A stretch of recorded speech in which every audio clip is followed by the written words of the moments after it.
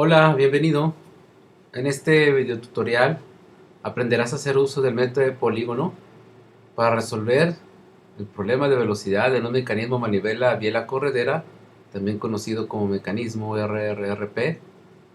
En esta ocasión será uso de una solución analítica para resolver el polígono de velocidad, la cual es una ecuación vectorial, mediante una descomposición rectangular.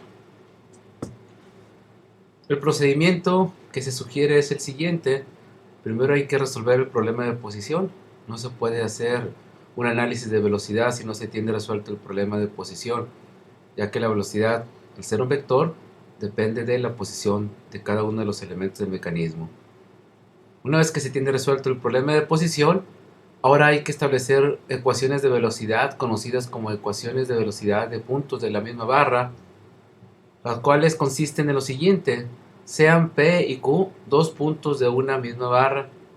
Por lo tanto, se dice que la velocidad de P es igual a la velocidad de Q más la velocidad relativa P vista desde Q. Como se tiene una ecuación vectorial con tres vectores, por lo tanto se tienen 6 datos, magnitud y dirección por cada uno de ellos, el número máximo de incógnitas en ellos debe ser 2, el resto deben ser datos conocidos. Por lo tanto, si se tiene más de 2 incógnitas, no se puede dar una solución a la ecuación vectorial. Si se tienen 2 incógnitas, se puede dar una solución.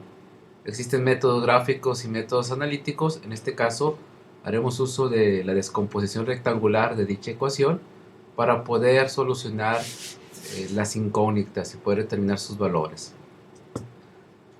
Una vez que se determinan las velocidades tangenciales de la ecuación anterior, ahora procede a calcular las velocidades angulares. Estas se obtienen a partir de velocidades tangenciales conocidas. De antemano, la velocidad relativa, por ejemplo la de P vista desde Q, y cualquier otra velocidad relativa, siempre va a proporcionar un dato de velocidad angular, que es la velocidad angular de la biela a la cual hace referencia. Una vez que se tienen estas velocidades angulares, se procede a calcular velocidades desconocidas a partir de esta velocidad, siempre y cuando el nodo al que estemos haciendo referencia de esta velocidad desconocida pertenezca al mismo eslabón. Y así, una vez que se tenga como dato ahora una nueva velocidad, se procede a hacer nuevas ecuaciones de puntos de la misma barra para seguir haciendo el análisis con el resto de los eslabones. Como ejemplos, se tiene el mecanismo manivela-biela corredera, cuyo dato de cinemático es una velocidad de 10 radianes sobre segundo en contra de las manecillas de reloj en el elemento 2. Es decir, en la manivela me piden la velocidad del eslabón 3, es decir, la velocidad angular de la biela, y la velocidad de la corredera o la velocidad del nodo B. Tomamos los datos topológicos y coordenadas. En este caso, la longitud de la manivela se va a necesitar, es de 5 centímetros, la longitud de la biela, que es de 11 centímetros, el ángulo con respecto al eje de las X de la manivela, que en este caso es 40 grados, y el ángulo con respecto al eje de las X del punto B con respecto a, o la inclinación de la biela, que en este caso es, como se mide a favor, menos 24 grados. Estos ángulos los vamos a necesitar posteriormente. La excentricidad en este momento no la requerimos, pero bueno, en este caso es de 1.5 centímetros. Bien, ahora sí procedemos a la solución. Se tienen las longitudes de los eslabones, 5 centímetros, 11 centímetros. Se sabe que cuando la manivela 2 tiene un ángulo a la entrada de 40 grados, el ángulo de la biela es, con respecto al eje X, menos 24 grados. Como se tiene dato cinemático en la barra 2 su velocidad angular, entonces el primer análisis se hace precisamente en la barra 2. Es decir, vamos a analizar dos puntos de una misma barra en la cual tengamos datos cinemáticos de velocidad. Como la barra 2 dispone de dos nodos solamente, el nodo A, el nodo 2, se establece una ecuación de puntos de la misma barra de velocidad que dice que la velocidad de A es igual a la velocidad O2 más la velocidad relativa A vista desde O2. Como el nodo O2 está fijo, su velocidad tiene un valor de 0. Entonces la conclusión es que la velocidad de A es igual a la velocidad A vista desde O2, no hay nada que solucionar. Sin embargo, aprovechamos para determinar la magnitud de la velocidad de A. Entonces, La velocidad de A, observen que colocamos minúscula porque es una magnitud, es igual a la velocidad de A vista desde O2, la cual se determina como la omega A vista desde O2 por el radio A vista desde O2.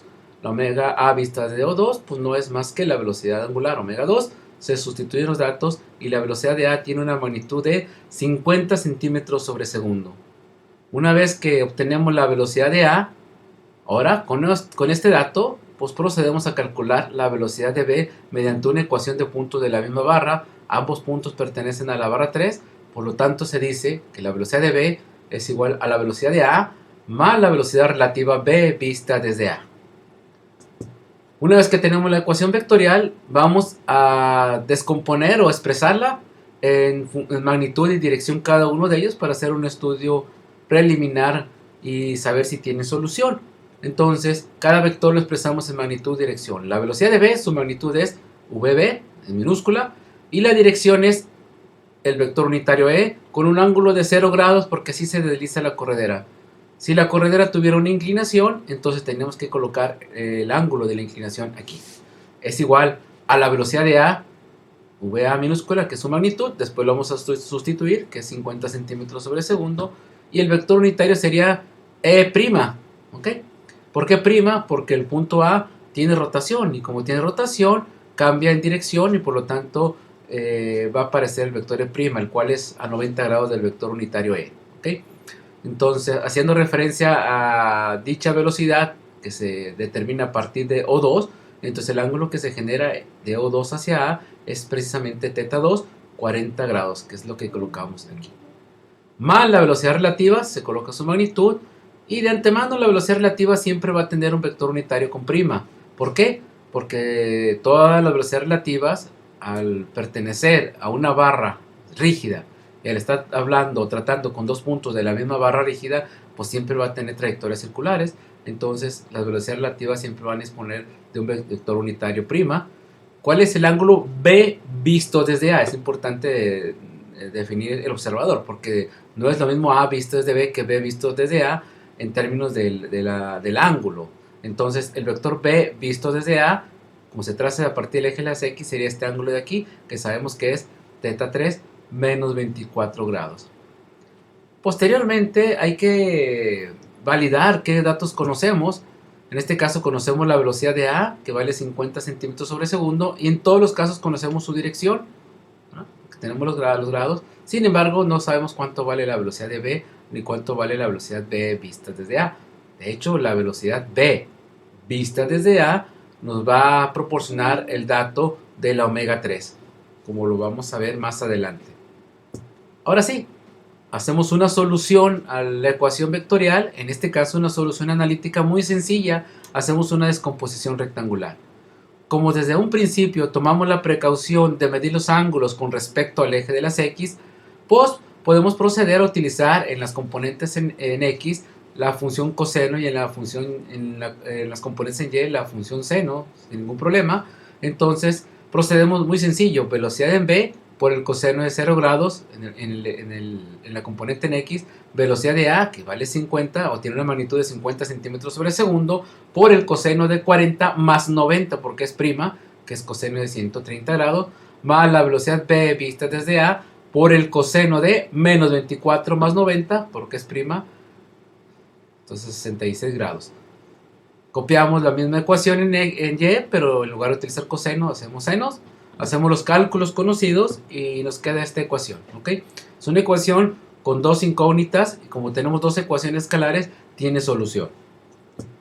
La solución a esta ecuación se puede realizar de diferentes maneras. En este caso es muy sencillo, pues de esta ecuación se despeja la velocidad B vista desde A, que es menos 38.30 entre el punto 91, cuyo resultado es menos 42.08 centímetros sobre segundo. Al sustituirlo aquí, podemos determinar la velocidad de B, que es menos 48.9 centímetros sobre segundo. En caso de que aquí tuviéramos un valor, otra variable en función, o sea, la velocidad de B con algún valor, pues simplemente se hace un método de sustitución o eliminación para determinar ambos valores. ¿Qué significa el signo negativo en las velocidades? Significa que va en sentido contrario a su suposición. De hecho, la velocidad de B hicimos una suposición de que va a 0 grados y la velocidad b vista desde A que va a más 90. Entonces, en realidad significa que la velocidad de b va a 180 grados, es decir, en lugar de ir hacia 0 grados, va a 180 grados. Físicamente, esto significa que la corredera se mueve hacia el lado izquierdo, ¿sí? Se mueve dirigiéndose hacia O2. Y la velocidad b vista desde A, en lugar de ir hacia arriba, va hacia abajo. Eso es lo que significa. Por último, pues hay que calcular la velocidad angular, en este caso de la biela, la cual depende de la velocidad relativa b vista desde A. Entonces, omega 3, que es la omega b vista desde A, es velocidad BA de radio BA, y el resultado es menos 38.2 radianes sobre segundo a favor de las manecillas del reloj. Es decir, si el dato me decía que 10 radianes sobre segundo en contra de las manecillas del reloj, aquí lo estoy considerando como positivo, es de esperar que el negativo pues es a favor de las manecillas del reloj. Y el problema queda resuelto.